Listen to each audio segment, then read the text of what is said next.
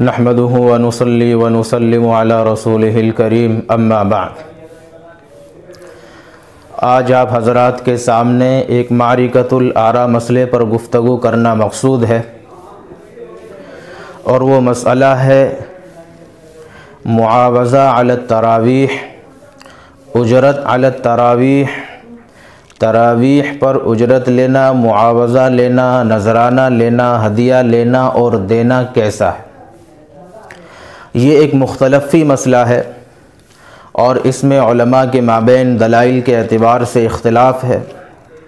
کچھ علماء کہتے ہیں کہ تراویح کی اجرت، تراویح کا معاوضہ، تراویح کا نذرانہ اور ہدیہ اس کا لین دین ناجائز ہے۔ کچھ علماء کہتے ہیں کہ جائز ہے۔ تو آج کی مجلس میں ہم دلائل کی روشنی میں اس بات کو جانچیں گے اور دیکھیں گے کہ تراویح پر اجرت لینا، معاوضہ لینا، ہدیہ لینا، نذرانہ لینا یا دینا جائز ہے یا ناجائز۔ مسئلہ بڑا طویل ہے، دلائل بھی بڑے طویل ہیں، اس لیے میں نے اس مسئلے کو کل 6 نکات پر، 6 پوائنٹس پر اور 6 پہلوؤں پر مرتب کیا ہے، اختصار کے پیش نظر اور افہام و تفہیم کے پیش نظر، تاکہ بات مختصر ہو جائے اور سمٹ جائے اور لوگوں کو سمجھنے میں آسانی ہو جائے۔ اس لیے کل 6 پوائنٹس اور 6 نکات آپ کے سامنے اس مسئلے کے ماتحت بیان کیے جائیں گے، جس سے اس بات کو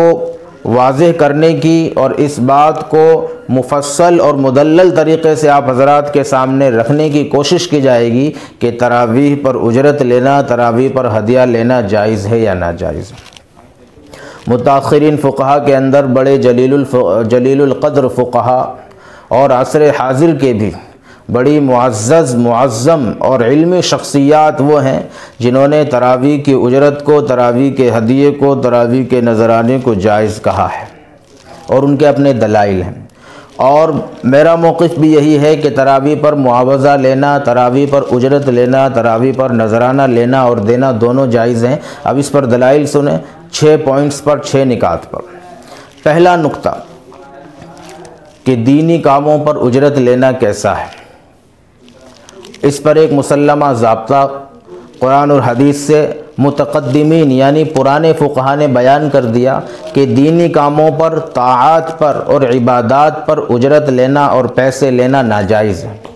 دلیل اقرأوا القرآن ولا تأکلوا بہ، قرآن کو پڑھو مگر قرآن کے ذریعے کماؤ مت، قرآن کو پڑھو مگر قرآن کے ذریعے کھاؤ مت۔ اس حدیث کے پیش نظر متقدمین فقہا نے یہ فتویٰ دیا اور یہ ضابطہ بیان کر دیا کہ دینی کاموں پر، طاعات پر اور نیکیوں پر اجرت کا لینا دینا دونوں ناجائز ہیں۔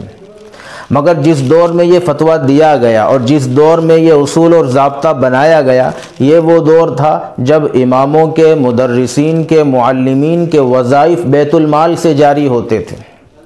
اور خود بادشاہوں کے خزانوں سے ان لوگوں کی مالی کفالت کی جاتی تھی تاکہ یہ لوگ ذریعہ معاش سے بے فکر ہو کر دینی خدمات کو انجام دے سکیں۔ لہذا انہیں معیشت کی، معاش کی، روزی کی اور بیوی بچوں کی ضروریات کی کوئی فکر نہیں رہتی تھی، کیونکہ وہ ساری چیزیں، وہ سارے تقاضے، وہ ساری ضروریات بیت المال ان کی پوری کرتا تھا۔ لہذا یہ صبح سے شام تک صرف دینی کاموں پر اور دین کی خدمت میں لگے رہتے تھے۔ لیکن آہستہ آہستہ وہ وقت بھی آیا جب یہ سسٹم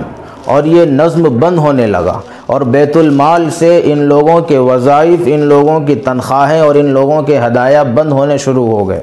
جس کی وجہ سے امت کے بڑے بڑے علماء کسب معاش پر مجبور ہو گئے، روزی کمانے پر، کام کرنے پر اور اپنی اور اپنے بچوں کی ضروریات پوری کرنے کے لیے روزی کی تلاش کرنے پر مجبور ہو گئے، جس کی وجہ سے حسبتاً للہ اور خالصتاً للہ دینی خدمت کرنے والے لوگ کم ہو گئے۔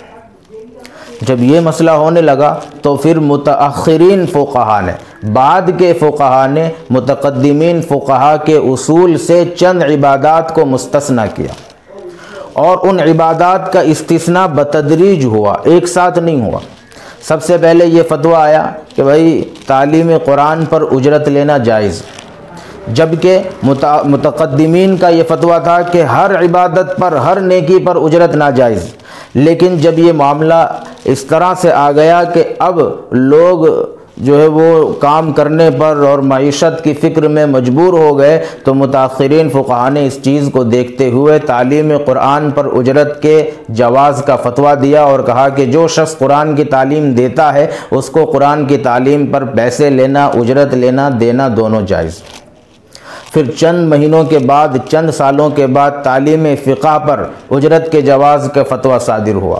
اور کہا کہ جو آدمی مسئلے مسائل سکھاتا ہے اس آدمی کے لیے بھی اس کام پر اجرت لینا، پیسے لینا جائز ہے۔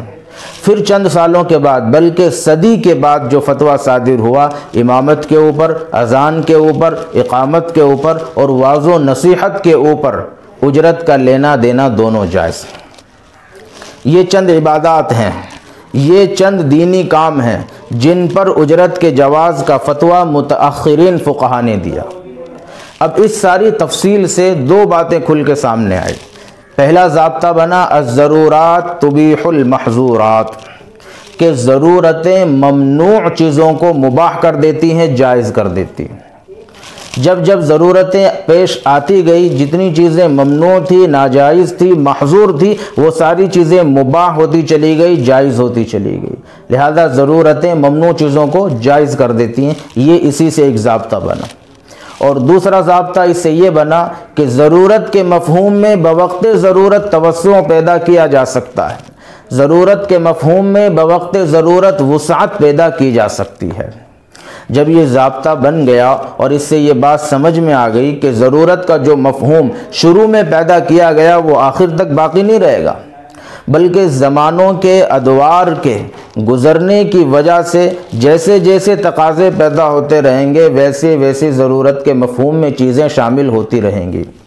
لہذا پہلے ضرورت تھی امامت کی تو امامت پر اجرت کے جواز کا فتویٰ دیا۔ ضرورت پڑی قرآن کریم کی تعلیم کی تو قرآن کریم کی تعلیم پر اجرت کے جواز کا فتویٰ دیا۔ ضرورت پڑی فقہ کی، مسئلے مسائل کی تو اس پر اجرت کے جواز کا فتویٰ دیا۔ تو آج ضرورت پڑ گئی ہے تراویح کی امامت پر اجرت کی، لہذا اس ضرورت کے مفہوم میں وسعت پیدا کرتے ہوئے تراویح کی امامت پر اور ختم قرآن پر اجرت کے، ہدیے کے اور نذرانے کے جواز کا فتویٰ ہونا چاہیے، اور بہت سے علماء نے دیا بھی ہے۔ اسی ضابطے سے، اسی تفصیل سے یہ ضابطہ نکل کے سامنے آتا ہے۔ یہ پہلا نقطہ ہو گیا۔ اور دوسرا نقطہ اس میں یہ سمجھیں کہ امامت جو اوپر کے ضابطے سے مستثنیٰ ہوئی اور جس پر متاخرین فقہا نے یہ فتویٰ دیا کہ امامت پر آدمی اجرت لے سکتا ہے اور مسجد کے متولی اور مقتدی امام کو اس کی امامت پر اجرت دے سکتے ہیں، تنخواہ دے سکتے ہیں، اس امامت سے کیا مراد ہے؟ کیا اس امامت میں صرف فرض نمازیں داخل ہیں یا اس امامت میں تراویح کی امامت بھی داخل ہے؟ اس سوال کے جواب کو سمجھنے کے لیے اس چیز کو سمجھیں کہ جو شعائر اسلام ہیں ان پر امامت اور ان پر اجرت کا لینا فقہا نے جائز قرار دیا۔ جو شعائر اسلام ہیں، جن سے اسلام کی علامت، اسلام کی شناخت، اسلام کی شان و شوکت کا اظہار ہوتا ہے، انہیں شعائر اسلام کہتے ہیں، انہیں شعائر اسلام کہتے ہیں۔ شعائر اسلام کے اندر جس طرح سے فرض نماز کی امامت مسجد کے اندر شامل ہے، اسی طرح سے شعائر اسلام کے اندر تراویح کی نماز کی امامت مسجد کے اندر شامل ہے۔ سارے فقہا نے تراویح کی امامت کو اور مسجد میں تراویح کی امامت کو شعائر اسلام کہا ہے، اور کہا ہے کہ یہ شعائر اسلام ہے۔ کیوں؟ کیونکہ تراویح کی نماز اگرچہ سنت ہے لیکن یہ عام سنتوں سے اور عام نوافل سے بالکل الگ ہے۔ عام سنتوں کی حیثیت اور تراویح کی حیثیت بالکل جدا گانا ہے۔ کیوں؟ کیونکہ عام سنتوں میں جماعت مکروہ ہے اور تراویح کی نماز میں جماعت مکروہ نہیں بلکہ سنت مؤکدہ ہے، اور عام سنتوں کے بارے میں ضابطہ ہے کہ انہیں گھر پر پڑھنا افضل ہے، اور تراویح کی نماز اور تراویح کی سنت کے بارے میں ضابطہ ہے کہ انہیں مسجد میں پڑھنا افضل ہے بلکہ سنت مؤکدہ ہے۔ اس سے پتہ چلا کہ تراویح کی نماز عام سنتوں اور عام نوافل کی طرح نہیں ہے، لہذا یہ شعائر اسلام میں داخل ہے۔ جب فرض نماز مسجد میں فرض نماز کی ادائیگی شعائر اسلام میں داخل ہے اور شعائر اسلام میں داخل ہونے کی وجہ سے اس پر اجرت لینا جائز ہے، تو پھر تراویح کی نماز مسجد میں جماعت کے ساتھ یہ بھی شعائر اسلام میں داخل ہے، لہذا شعائر اسلام میں داخل ہونے کی وجہ سے اس پر بھی اجرت کا لینا جائز ہے۔ یہ دوسرا نقطہ۔ اب تیسرا نقطہ جو ہے وہ ایک اہم شبہ کا اور ایک اہم سوال کا جواب۔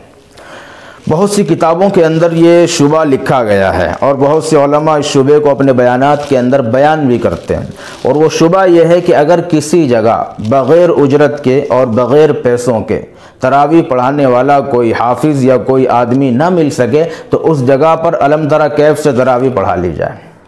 ہاں، لیکن اجرت پر اور تنخواہ پر اور پیسوں پر حافظ کو ہائر نہ کیا جائے، طے نہ کیا جائے اور اس سے تراویح نہ پڑھائی جائے۔ یہ ایک شبہ ہے جو کتابوں میں نقل در نقل ہے اور بہت سے علماء بھی اس کو بیان کرتے ہیں۔ اس شبہ کا جواب یہ ہے کہ آپ اس چیز پر غور کریں کہ مفت میں کوئی اذان دینے والا نہیں ملتا، مفت میں کوئی نماز پڑھانے والا، فرض نماز پڑھانے والا نہیں ملتا، مفت میں کوئی مدرسوں میں دینی تعلیم دینے والا نہیں ملتا، پھر مفت میں 20 رکعت تراویح پڑھانے والے کیسے مل جاتے ہیں؟ مفت میں آپ ڈھونڈیں، مسجدوں میں مفت میں مؤذن نہیں ہیں، مفت کے امام نہیں ہیں، بغیر اجرت کے دینی تعلیم دینے والے معلم اور مدرس نہیں ہیں، پھر بغیر اجرت کے 20 رکعت تراویح پڑھانے والے کیسے مل جاتے ہیں؟ اس کے پیچھے کا راز یہ ہے کہ چونکہ نماز پر اجرت کا لینا دینا جائز ہے، اذان پر اجرت کا لینا دینا جائز ہے، تعلیم قرآن پر، تعلیم فقہ پر اجرت کا لینا دینا جائز ہے، اس لیے بغیر اجرت کے یہ لوگ نہیں ملتے، اس لیے بغیر اجرت کے امام نہیں ملتے، بغیر اجرت کے مؤذن نہیں ملتے، بغیر اجرت کے معلم نہیں ملتے۔ لیکن چونکہ تراویح پر اجرت کا لینا دینا دونوں ناجائز بتلایا گیا ہے، اس وجہ سے بغیر اجرت کے حافظ مل جاتے ہیں، بغیر اجرت کے تراویح کے ائمہ مل جاتے ہیں۔ لیکن اگر یہ مسئلہ ظاہر کیا جائے اور لوگوں کو یہ بتایا جائے کہ تراویح پر اجرت کا لینا اور دینا دونوں جائز ہیں اور چند سال اس مسئلے پر عمل ہو جائے، پھر اس کے بعد آپ دیکھیں کہ کتنے حافظ آتے ہیں جو بغیر اجرت کے پڑھا کے جاتے ہیں، پھر کوئی نہیں آئے گا پڑھانے۔ تراویح پڑھانے کی صلاحیت بہت کم لوگوں میں ہوتی ہے اور اذان دینے کی صلاحیت اکثر لوگوں میں ہوتی ہے۔ بستی میں اگر 100 مکان ہیں، 100 میں سے 70 اور 80 مکان ایسے ملیں گے جس میں اذان دینے والے موجود ہوں گے، جس میں ایسے لوگ موجود ہوں گے جن کے اندر اذان دینے کی قابلیت اور صلاحیت موجود ہوگی۔ لیکن 100 میں سے 5 مکان بھی ایسے نہیں ملیں گے جن میں تراویح پڑھانے کی صلاحیت ہو۔ تو جب اذان دینے والے موجود ہیں، پھر اس کے باوجود اجرت پہ اذان دینے والا رکھنا یہ کیسے جائز ہو گیا؟ جب یہاں ضرورت ختم ہو گئی، چلو پہلے ضرورت تھی کہ اجرت پر بغیر اجرت کے مؤذن نہیں ملتے تھے، لہذا کہیں ایسا نہ ہو کہ اسلام کا شعار ختم ہو جائے، مسجدوں سے اذان ہی نہ ہو، لہذا اجرت پہ رکھو اور اذان دلواؤ۔ لیکن آج تو وہ ضرورت ختم ہو گئی، آج تو ہر بستی میں، ہر مسجد میں ایک ایک نہیں 5 ہر نماز کا الگ مؤذن آپ کو بغیر اجرت کے مل جائے گا۔ لیکن اس کے باوجود آج تک فقہاء نے یہ نہیں کہا کہ چونکہ آج کے دور میں ہر گھر میں، ہر بستی میں، ہر شہر میں مؤذنوں کی تعداد موجود ہے جو بغیر اجرت کے، بغیر پیسوں کے اذان دے سکتے ہیں، لہذا اب اجرت پہ مؤذن رکھنا حرام ہے۔ کسی فقیہ نے نہیں کہا، کسی عالم نے نہیں کہا۔ تو پھر تراویح پر جو کہ بہت کم لوگ ہوتے ہیں جو تراویح پڑھا سکیں، بہت ایسے گنتی کے بھی لوگ نہیں ہیں جو الم تری کیف سے بھی تراویح، الم تری کیف بھی کوئی ایرا غیرہ تراویح نہیں پڑھائے، وہ بھی حافظ قرآن پڑھائے گا، وہ بھی وہ پڑھائے گا جو اچھی طرح سے قرآن پڑھ سکتا۔ ہر ایرا غیرہ ہر بستی سے کسی بھی آدمی کو اٹھا لیا اور اس کو مصلی پہ کھڑا کر دیا اور یہ کہہ دیا کہ آپ کو الم تری کیف سے تراویح پڑھانی ہے، تو کیا اس سے تراویح ادا ہو جائے گی؟ لہذا اس نقطے کو اچھی طرح سے سمجھنے کی ضرورت ہے۔ جو یہ شبہ کیا جاتا ہے، پیدا کیا جاتا ہے کہ اگر بغیر اجرت کے تراویح پڑھانے والا نہ ملے تو اجرت پر مت رکھو، الم تری کیف سے پڑھا لو۔ تو بھائی جب ضرورت اذان پہ ختم ہو گئی ہے، جب ضرورت دوسری بہت ساری چیزوں سے ختم ہو رہی ہے، پھر وہاں فتویٰ برقرار ہے، اس کا مطلب یہ ہے کہ تراویح پر بھی اجرت کا لینا بالکل جائز ہے۔ تیسرا نقطہ اور چوتھا نقطہ یہ سمجھے کہ تراویح کے اندر 2 چیزیں الگ الگ ہیں، ایک ہے امامت تراویح اور دوسرا ہے تراویح میں ختم قرآن۔ 2 چیزیں ہیں، ایک تراویح کی امامت اور دوسرا تراویح کے اندر قرآن کریم کا ختم کرنا۔ ان 2 چیزوں کے اندر امامت تراویح اصل ہے اور ختم قرآن یہ تراویح کی امامت کے تابع ہے۔ امامت تراویح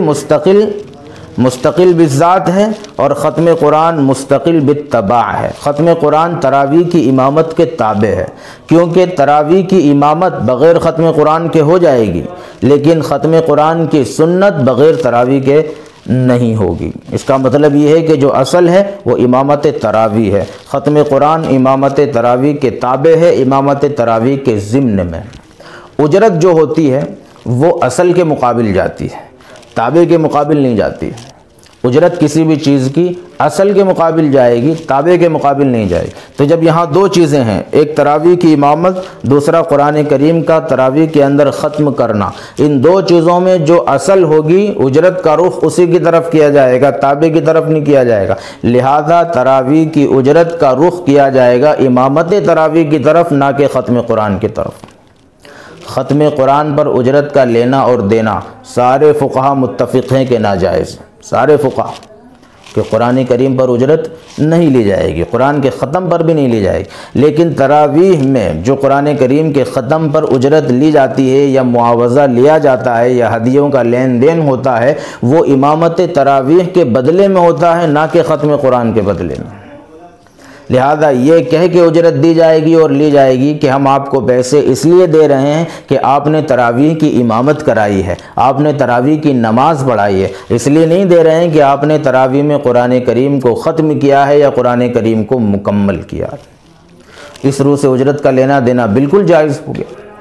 کوئی شک نہیں ہے، کوئی فقیہ کوئی عالم یہ کہہ ہی نہیں سکتا کہ امامت تراویح پر اجرت ناجائز، کیونکہ اوپر یہ بات آپ کے سامنے آ چکی ہے کہ امامت کے اندر فرض نماز کی امامت بھی داخل ہے اور تراویح کی امامت بھی داخل ہے، اور فرض نماز پر جب اجرت لینا جائز ہے تو تراویح کی امامت پر بھی اجرت لینا جائز ہے۔ لہذا ختم قرآن کے موقع پر جو ہدایہ کا لین دین ہوتا ہے اس کا رخ امامت تراویح کی طرف کریں گے، نہ کہ تراویح کے اندر ختم کیے جانے والے قرآن کی طرف۔ اب پانچواں نقطہ سمجھیں کہ اگر کوئی شخص یہ کہے کہ ہم آپ کی یہ بات کو نہیں مانتے کہ قرآن کریم کے اندر جو تراویح کے اندر جو کچھ بھی اجرت دی جاتی ہے وہ سب کے سب ختم قرآن ہی کی اجرت ہوتی ہے، یعنی قرآن کے بدلے میں دیا جاتا ہے، تراویح کے بدلے میں نہیں دیا جاتا، لہذا یہ اجرت ناجائز ہوگی۔ تو پانچویں نقطے میں آپ اس بات کو اچھی طرح سے سمجھ لیں کہ ایک ہے ہدیہ خدمت اور ایک ہے اجرت اور معاوضہ۔ ختم قرآن کے بعد تراویح کے اندر جو پیسے دیے جاتے ہیں، جو رقم دی جاتی ہے، اس پر اجرت کی تعریف صادق نہیں آتی۔ اس کو ہدیہ کہہ سکتے ہیں، اس کو خدمت کہہ سکتے ہیں، اس کو نذرانہ کہہ سکتے ہیں، لیکن اس کو اجرت نہیں کہیں گے، اس کو معاوضہ نہیں کہیں گے، اس کو بدلہ نہیں کہیں گے، وہ اجرت ہے ہی نہیں۔ اجرت کی تعریف کیا ہے کہ جو چیز طرفین سے پہلے سے طرفین کی طرف سے طے شدہ ہو، کام بھی طے ہو، اجرت بھی طے ہو، اجرت پر رکھنے والے کی طرف سے بھی اور اجرت پر جس شخص کو رکھا گیا ہے اس کی طرف سے بھی۔ تو طرفین کی طرف سے جب معاملہ پہلے سے طے شدہ ہوگا، اس چیز پر ملنے والے پیسے اور رقم کو اجرت کہیں گے، یہ اجرت کی تعریف ہے۔ تراویح کے اندر یہ معاملہ نہیں ہوتا، اکا دکا کوئی مسجد ایسی ہوتی ہوگی جس میں پہلے سے رقم طے ہوتی ہے، ورنہ اکثر مساجد کا حال یہ ہے کہ پہلے سے کچھ بھی طے نہیں ہوتا۔ نہ تراویح پڑھانے والا حافظ یہ کہتا ہے کہ ہم اتنی رقم لیں گے، نہ ہی مسجد کے متولیان، ٹرسٹیان اور مقتدیان یہ کہتے ہیں کہ ہم ختم قرآن پر آپ کو اتنا دیں گے۔ جب پہلے سے کوئی معاملہ طے نہیں ہے تو پھر بعد میں ملنے والی رقم اجرت کیسے ہو گئی؟ اگر اس کو اجرت کہیں گے اور اجرت کہہ کے ناجائز کہیں گے تو پھر جلسوں میں اور قرآن کریم کے مسابقوں میں جو حافظ، جو قاری اور جو طلبہ قرآن کریم کی تلاوت کرتے ہیں اور ان کی تلاوت کے بعد شہریوں کی طرف سے، لوگوں کی طرف سے، مدرسے کے محتمم کی طرف سے جو انعامی رقم دی جاتی ہے کہ ماشاءاللہ اس بچے نے بہت ہی عمدہ قرآن کریم پڑھا ہے، بہت ہی اچھی قرآن کریم کی تلاوت کی ہے، فلاں صاحب کی طرف سے اس بچے کو 100 روپے انعام، اس انعام کی رقم کو کیا کہیں گے؟ یہ بھی تو اجرت ہے۔ یہ اجرت تو تلاوت مجردہ پر ہے، یہ اجرت تو محض تلاوت پر ہے۔ تراویح میں جو اجرت دی جاتی ہے وہ تلاوت مجردہ نہیں ہے، وہ تو تراویح کی امامت کے ضمن میں ہے، تراویح کی امامت کے تابع ہے، وہاں تلاوت مجردہ نہیں ہے۔ لیکن مسابقوں میں اور جلسوں میں جو بچہ پڑھتا ہے وہ محض تلاوت ہے، وہ تلاوت مجردہ ہے۔ پھر بھی وہ جو رقم اس بچے کو دی جاتی ہے، قاری صاحبان کو دی جاتی ہے، اس پر کوئی فتویٰ نہیں لگتا کہ یہ رقم ناجائز ہے، کیونکہ یہ قرآن کریم کے تلاوت کے بدلے میں دی جا رہی ہے، وہاں سب جائز کہتے ہیں۔ پھر تراویح کے اندر یہ رقم کیوں ناجائز ہو جاتی ہے؟ تراویح میں یہ رقم اجرت بن جاتی ہے اور مسابقوں میں یہ رقم ہدیہ اور انعام بن جاتی ہے۔ یہ بے رخی اور یہ ڈبل رویہ صحیح نہیں ہے۔ یہ رقم جلسوں میں مسابقوں میں دی جاتی ہے، جب وہاں ہدیہ ہے، جب وہاں خدمت ہے، جب وہاں انعام ہے، تو پھر وہی رقم جب تراویح کے اندر آتی ہے تو وہاں بھی ہدیہ ہے، وہاں بھی خدمت ہے اور وہاں بھی انعام ہے۔ اور جس طرح سے جلسوں اور مسابقوں میں دی جانے والی رقم پر جواز کا فتویٰ ہے، اسی طریقے سے تراویح میں ملنے والی رقم پر بھی جواز کا فتویٰ ہے، وہ بھی بالکل جائز ہے۔ اور آخری بات یہ سمجھیں کہ بڑے بڑے موجودہ دور کے علماء نے بھی اس پر کلام کیا ہے۔ سابق میں انتقال کی گئی بڑی شخصیت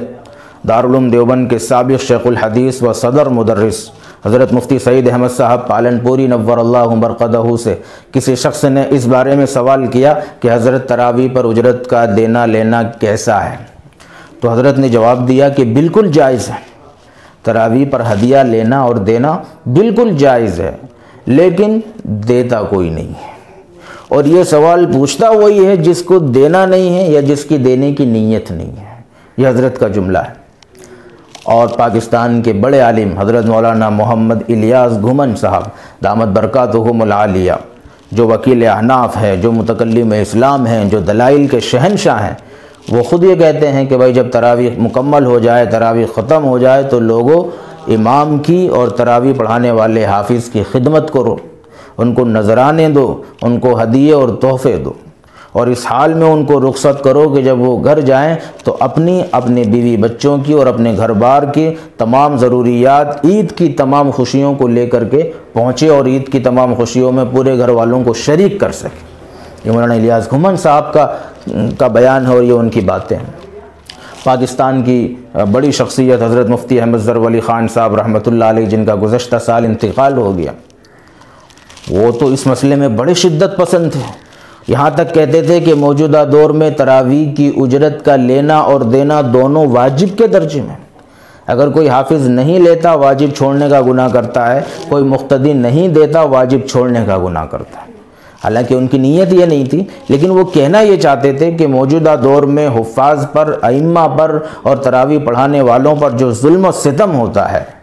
کہ پورا دن محنت کرنے کے بعد اور رات میں نبی کے مصلی پہ کھڑے ہو کر 1 پارہ، 1.25 پارہ، 3 پارہ، 5 پارہ پڑھنے کے بعد جب قرآن مکمل ہو جائے، تراویح مکمل ہو جائے، وہ خالی ہاتھ لوٹ جائے، انہیں کچھ نہ ملے، تو ایک ان کا درد تھا جو ابھر کے باہر آیا اور جس نے شدت اختیار کر لی، جس نے غلو اختیار کر لیا۔ ورنہ حضرت کا منشا بھی یہی ہے کہ تراویح پڑھانے والے حافظوں کو خوب سے خوب ہدیے دو، تحفے دو، ان کو مالا مال کرو۔ تو یہ سارے دلائل آپ کے سامنے، اور بھی بے شمار دلائل ہیں جو قرآن سے بھی ثابت ہیں، احادیث سے بھی ثابت ہیں، جن سے یہ بات کھل کے روزے روشن کی طرح واضح ہو جاتی ہے کہ تراویح پر اجرت کا لین دین جس طریقے سے بھی ہو بالکل جائز ہے، اس میں کسی قسم کی کوئی قباحت اور کوئی کراہت باقی نہیں رہتی ہے۔ جب تفسیر قرآن پر اجرت لے سکتے ہیں تو تلاوت قرآن پر اجرت کیوں نہیں لے سکتے؟ قرآن کریم کی تعریف میں جو لفظ آتا ہے اسم للنظم والمعنی جمیعاً، کہ قرآن کریم نام ہے الفاظ اور معنی دونوں کے مجموعے کا، الفاظ اور معنی دونوں کے مجموعے کا۔ جو قرآن کریم ہم پڑھتے ہیں یہ قرآن کے الفاظ ہیں، اور جو اس کی تفسیر کرتے ہیں یہ قرآن کے معانی ہیں، اور تفسیر قرآن پر سارے فقہا متفق اجرت لے سکتے ہیں، اجرت دے سکتے ہیں۔ اور موجودہ دور کے بڑے بڑے مفسر ہیں جو مختلف علاقوں میں تفسیر کرنے جاتے ہیں اور اس پر باضابطہ باقاعدہ اجرت طے کر کے لیتے ہیں۔ جب معانی قرآن پر اجرت لی جا سکتی ہے تو پھر الفاظ قرآن پر اجرت کیوں نہیں لی جا سکتی؟ کیونکہ الفاظ قرآن کی طرح معانی قرآن بھی قرآن ہے، الفاظ قرآن بھی قرآن ہے اور معانی قرآن بھی قرآن ہے۔ لہذا جس طرح سے معانی قرآن پر اجرت کا لینا جائز ہے، اسی طرح سے الفاظ قرآن پر اور اس کی تلاوت پر تراویح کے ضمن میں اجرت کا لینا جائز ہے۔ اللہ تبارک و تعالی ہم سب کو کہنے سننے سے زیادہ عمل کی توفیق عطا فرمائے۔ وما علینا الا